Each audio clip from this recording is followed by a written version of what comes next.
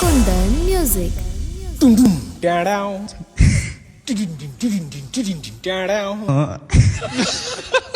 ये मुंह से सुपारी निकाल के बात कर रहे बाबा। एक बार धोखा खा चुका हूँ, दोबारा नहीं खाऊंगा। मार साले का खोपड़ी तोड़ साले का। देख के चल मेरा था मोहना करे, देख के चल मेरा था मोहना करे, देख के चल मेरा था मोहना करे।